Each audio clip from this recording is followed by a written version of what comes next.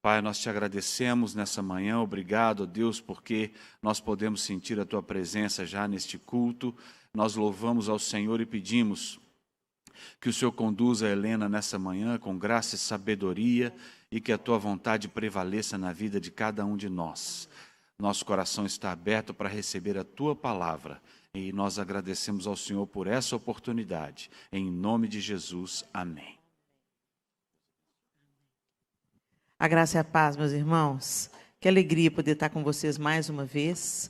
E nós vivemos esses 2 últimos dias recebendo tanto do Senhor e queremos que Ele quer continuar falando conosco nessa manhã. Abra sua Bíblia comigo em Jó, capítulo 1.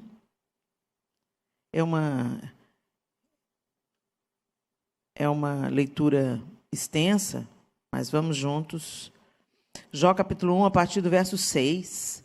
Eu vou usar a versão NVI. Certo dia, os anjos vieram apresentar-se ao Senhor, e Satanás também veio com eles. O Senhor disse a Satanás: de onde você veio? Satanás respondeu ao Senhor: de perambular pela terra e andar por ela. Disse então o Senhor a Satanás: reparou em meu servo Jó? Não há ninguém na terra como ele, irrepreensível, íntegro, homem que teme a Deus e evita o mal. Será que Jó não tem razões para temer a Deus? Respondeu Satanás. Acaso não puseste uma cerca em volta dele, da família dele, de tudo que ele possui?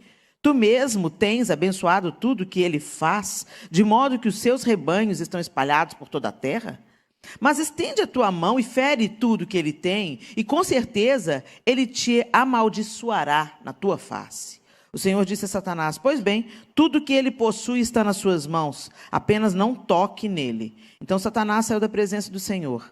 Certo dia, quando os filhos e as filhas de Jó estavam num banquete, comendo e bebendo vinho na casa do irmão mais velho, um mensageiro veio dizer a Jó: os bois estavam arando e os jumentos estavam pastando por perto, quando os sabeus os atacaram e os levaram embora. Mataram a espada os empregados, e eu fui o único que escapou para lhe contar. Enquanto ele ainda estava falando, chegou outro mensageiro e disse: fogo de Deus caiu do céu e queimou totalmente as ovelhas e os empregados, e eu fui o único que escapou para contar a você. Enquanto ele ainda estava falando, chegou outro mensageiro e disse: vieram caldeus em 3 bandos, atacaram os camelos e os levaram embora. Mataram a espada os empregados, e eu fui o único que escapou para contar a você. Enquanto ele ainda estava falando, chegou ainda outro mensageiro e disse: seus filhos e suas filhas estavam num banquete, comendo e bebendo vinho na casa do irmão mais velho, quando de repente um vento muito forte veio do deserto e atingiu os 4 cantos da casa, que desabou. Eles morreram, e eu fui o único que escapou para contar a você.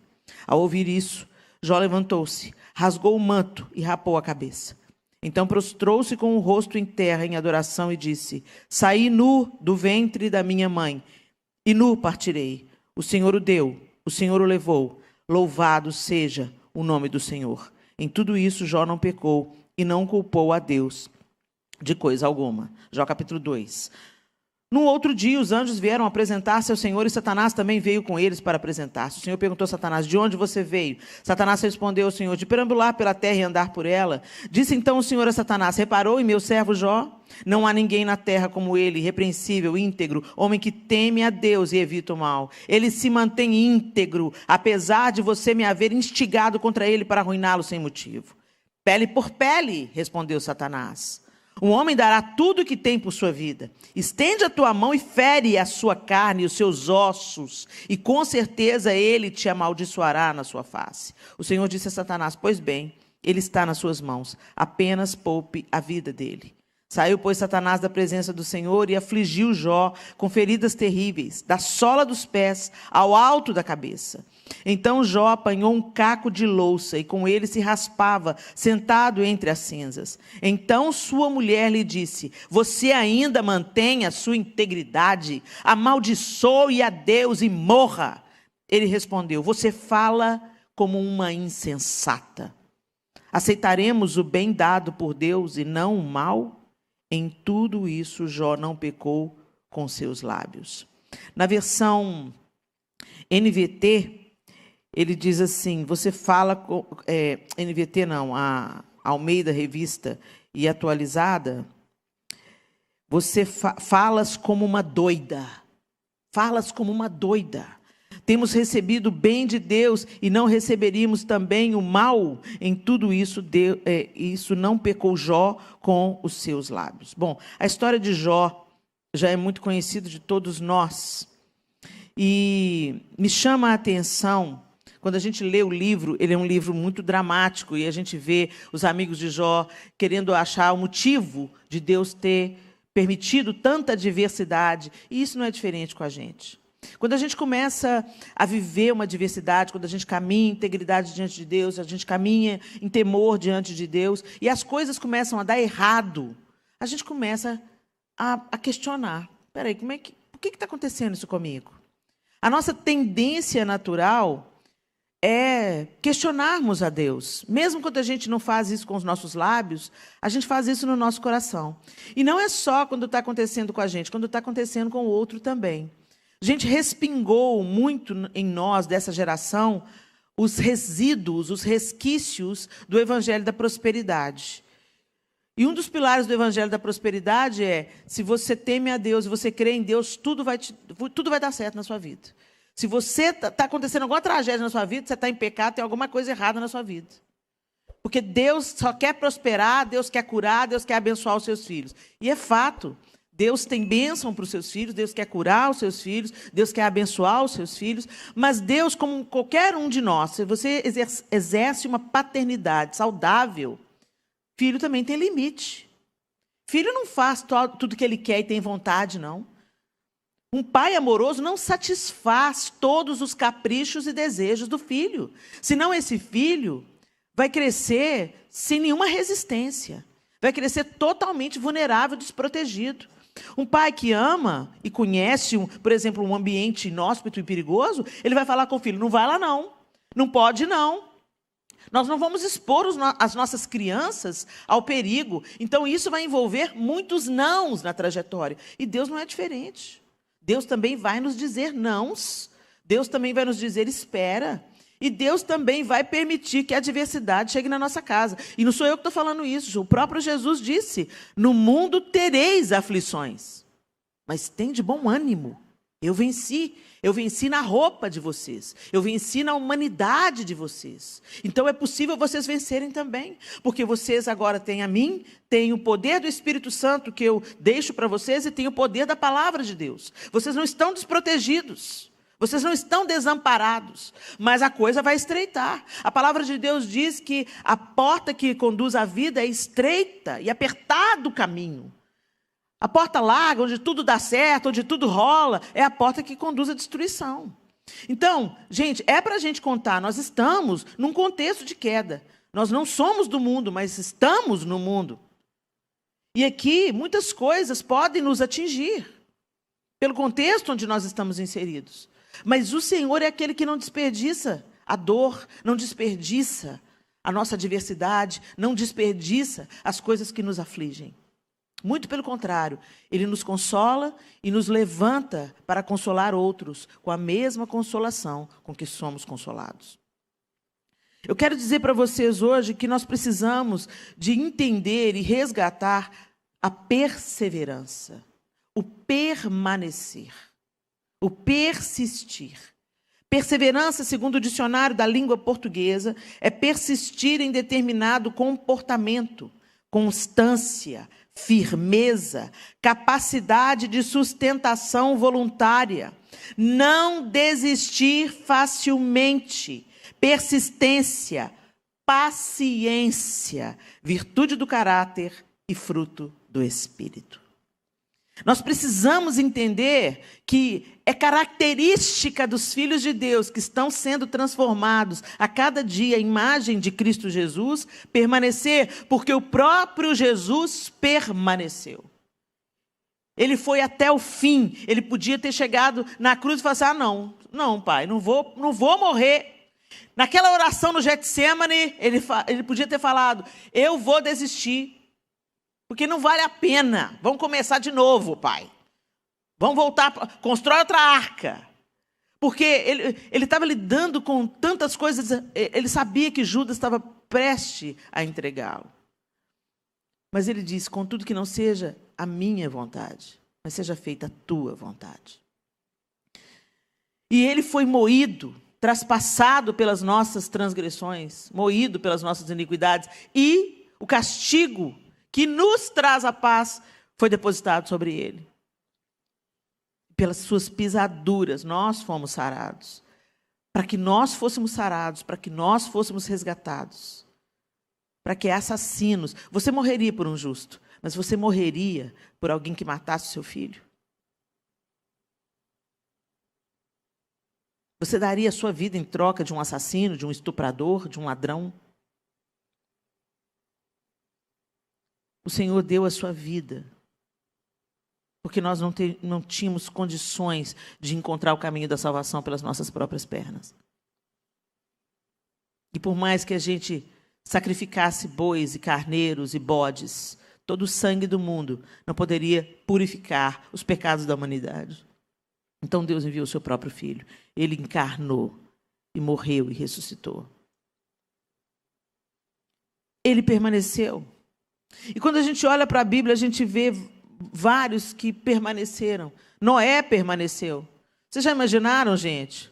Mais de 100 anos para construir a arca.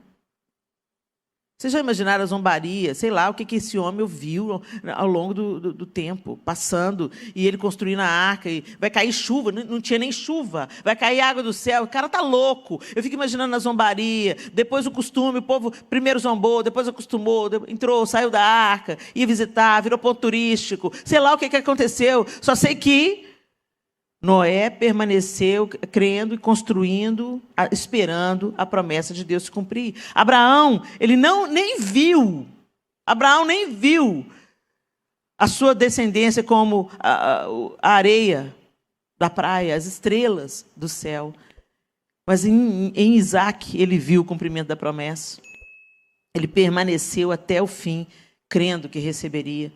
Moisés tira o povo do Egito, leva o povo para Canaã, chega para entrar na terra, não entra porque o povo não creu, então fica rodando 40 anos, esperando aquela geração de 20 anos para cima morrer, para eles poderem entrarem na terra.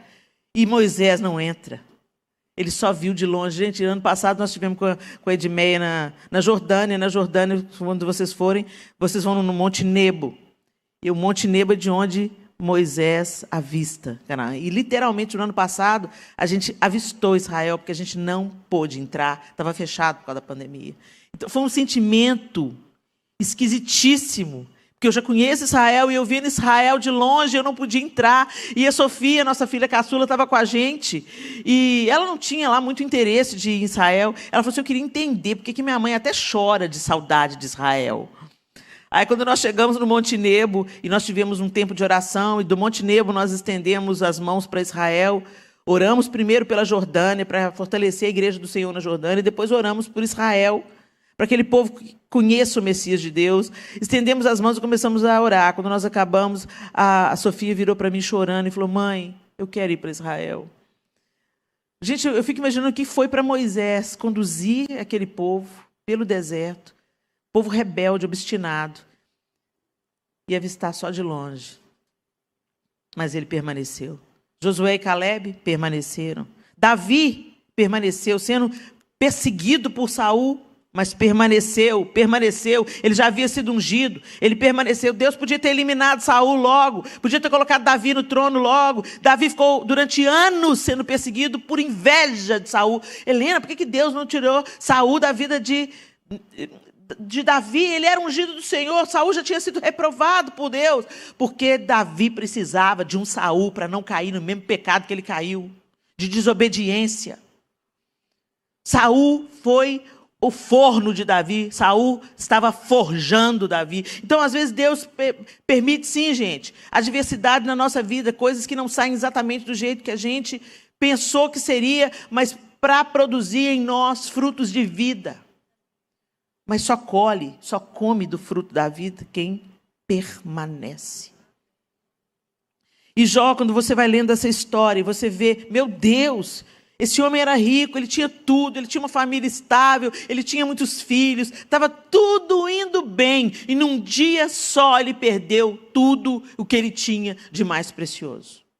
E não satisfeito com isso, Satanás volta lá e fica falando com Deus. Não, mas é porque o senhor não... É porque ele está íntegro na saúde dele. Toca na saúde dele para ver. Mas o lindo é você ver o final do livro, a conclusão do livro. Deus restitui tudo em dobro. E o mais lindo não é ele ter restituído tudo em dobro. O mais lindo do livro de Jó é Jó falava: Senhor, antes eu te conhecia de ouvir falar, mas agora os meus olhos te veem. Agora eu posso dizer que eu te conheço. Se eu já te amava antes, eu agora te amo mais. Será que nós vamos permanecer ou não? Hoje, o mote dessa geração é: a fila anda. Está te dando trabalho? Não está feliz? Não está feliz? Sai disso, porque Deus não quer te ver infeliz. Gente, de onde que nós tiramos essa ideia? Deus quer que você seja fiel. Deus quer que você permaneça. Porque Ele sabe que a verdadeira alegria vem como um fruto. Vem como um fruto. E a gente está fazendo da alegria e da felicidade um meio. Ela não é um meio, ela é uma consequência.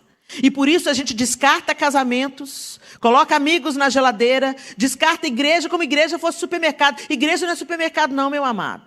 Você não vem aqui só para receber, não. Você vem aqui para participar de um corpo, um organismo vivo que trabalha na transformação de uma comunidade onde ela está inserida e de outras que ela pode influenciar, como da irmã Salete. Então a igreja é um organismo vivo e ela precisa de cada um de nós. Essa história, sabe? Eu vou lá porque lá tem uma banda legal. Eu vou lá porque o louvor é do jeito que eu gosto. Eu vou lá porque a palavra não bate muito, entendeu? O pastor é o pastor coaching. Ele alisa os meus pecados e ele encoraja. E ele já falou comigo que eu mereço ser feliz. E eu vou ser feliz mesmo. Gente, isso está gerando 2 vezes mais filhos do diabo. Recentemente a gente teve uma história lá no Brasil. E uma atriz famosa que recebeu esse evangelho meia boca: Jesus te ama e Ele quer te ver feliz. Conta a história toda. Não conta a história metade, não. Jesus te ama sim. E porque Ele te ama, Ele vai te levar para uma vida que vai além do seu umbigo.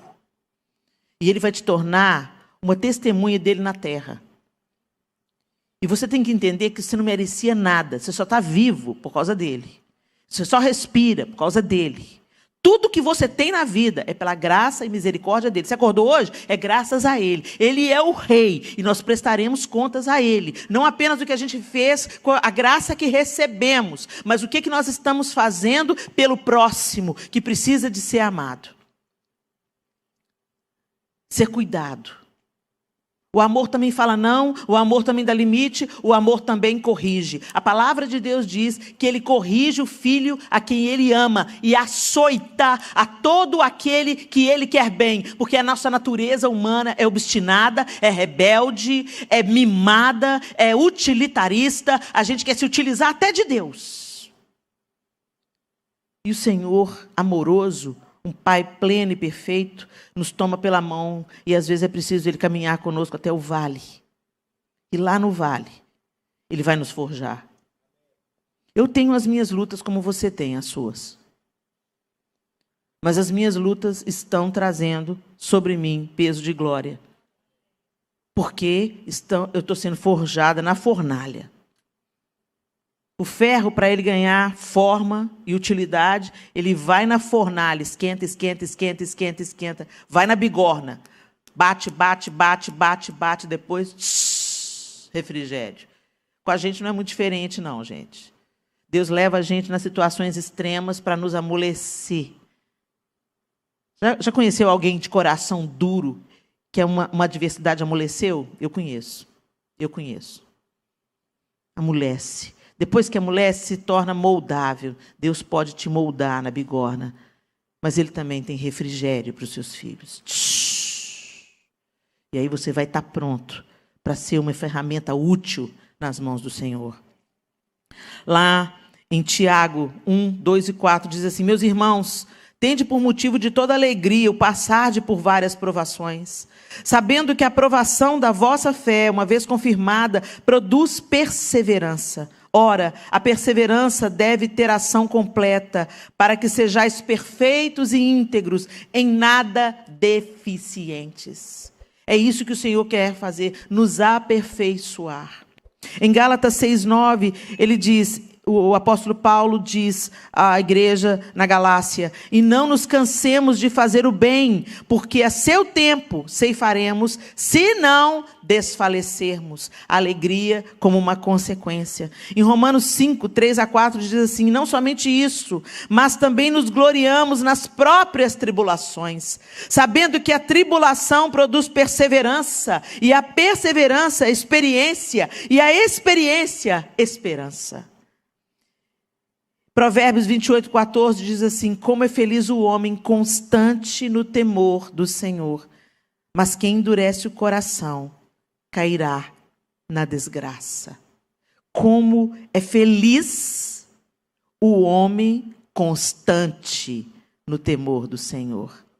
A felicidade, a alegria, o contentamento, a plenitude, ela vem como uma consequência, ela vem como um fruto. A felicidade bíblica, a palavra traduzida, bem-aventurança, ela traduzida para o português, ela se esvaziou. Feliz. E a gente pensa em felicidade como um estado emocional e mental favorável. Mas a bem-aventurança, ela tem um sentido amplificado no original. No original, ela significa ser feliz, ser bem-aventurado é atingir os seus fins, cumprir o seu propósito e florescer. Percebe que o florescer vem depois? O melhor vinho fica para o final. Tem uma jornada. Tem uma jornada. E nessa jornada tem dificuldades, nessa jornada tem empecilhos, nessa jornada tem desafios, nessa jornada tem perdão para ser liberado, nessa jornada tem que dar a túnica e também a capa, nessa jornada tem que andar a segunda milha, nessa jornada de semeadura para ter colheita. E essa semeadura, gente, é perseverança. Quantas vezes a gente já viu os casos clássicos? Os casamentos começam com crise, atravessam uma crise, aí fala, não, a gente quer ser feliz, cada um vai para um lado, constroem outras famílias, esses meninos crescem totalmente desestruturados, sentindo a ausência paterna, sentindo a distância da mãe, dependendo da história, e aí quando comem o pão que o diabo amassou, literalmente, porque não quiseram perseverar na sua trincheira de batalha, abandonaram o posto, saíram fora, porque querem se sentir felizes. Aí o tempo passa, tantas consequências foram geradas. 2 famílias destruídas, filhos à deriva. Aí a velhice chega, para você ouvir falando, eu me arrependi de ter. Ou às vezes um dos dois, eu já vi muito isso acontecendo. O homem adoece, é abandonado pela esposa amante e volta para a primeira esposa cuidar. O casamento está ruim, gente? Conserta. Não abandona, não. Não abandona o barco, não. Você fez uma aliança diante de Deus. Você fez uma aliança diante de Deus. Não é cerimoniazinha bonitinha, com vestidinho bonitinho, não, gente. Você fez um propósito diante de Deus. É na alegria, e na tristeza, na saúde e na doença. Honra os seus votos. Pede ajuda, chama terapeuta. Chama o pastor, faz alguma coisa. Um dia vocês resolveram casar. Alguma coisa de boa deve ter aí nesse caboclo.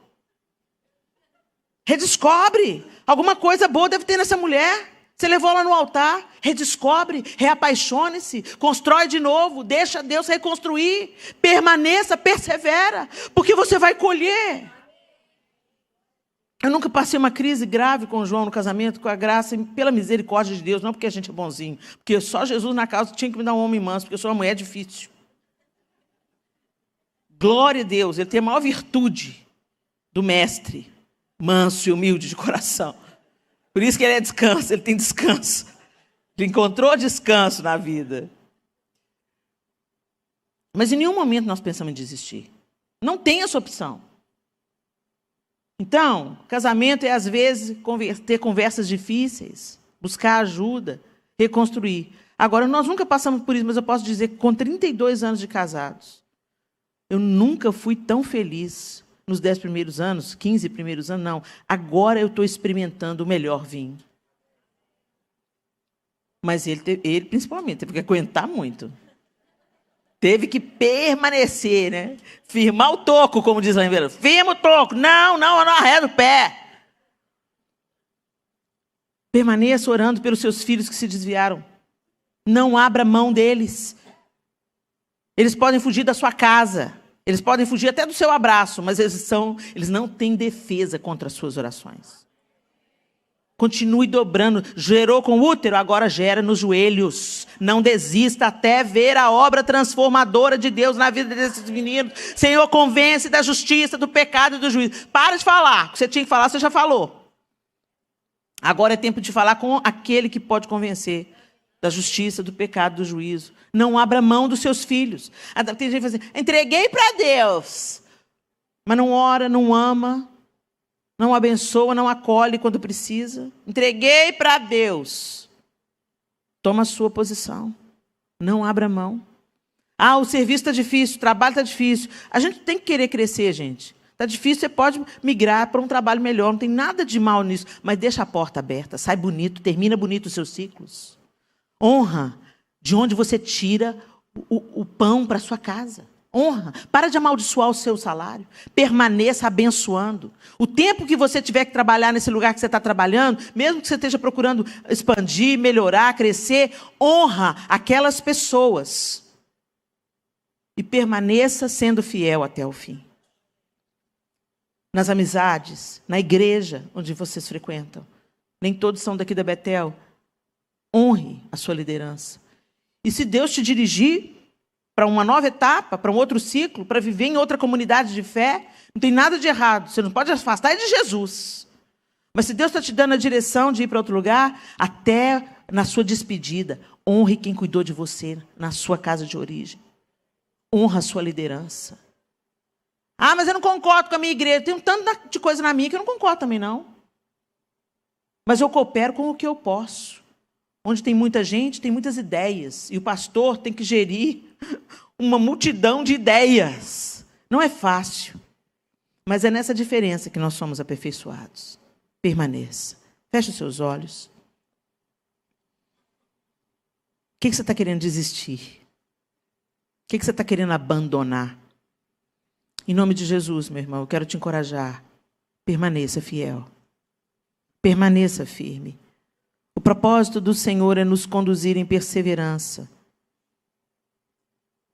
Noé permaneceu, Abraão permaneceu, Moisés permaneceu, Davi permaneceu, Jesus permaneceu. E nós permanecemos crendo na vinda do Senhor e na restauração de todas as coisas. Permaneça. Não desista, não abra mão, não abandone.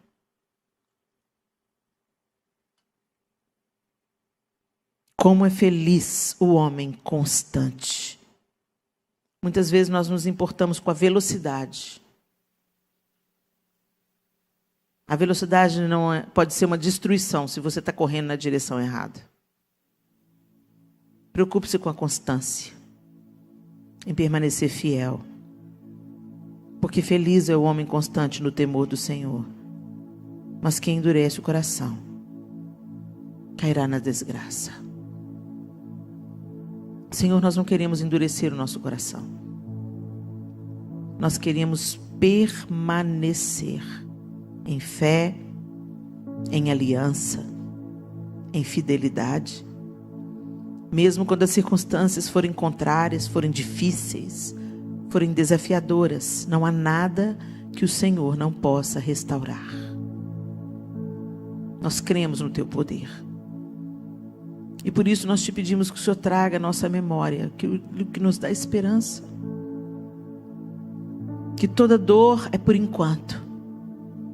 E que nós aguardamos o dia da redenção de todas as coisas, do ajuste de todas as coisas.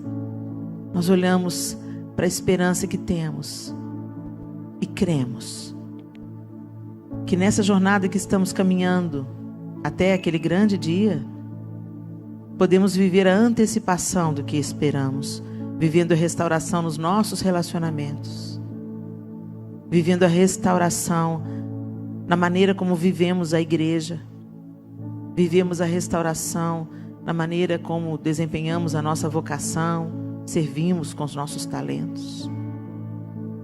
Reconcilia-nos, ó Deus, com aquilo que precisamos ser reconciliados. Cura o que precisa ser curado. E nos ajuda, pelo poder do Teu Espírito Santo, a permanecer fiéis ao Senhor antes de mais nada, até o fim. Em nome de Jesus. Amém e amém.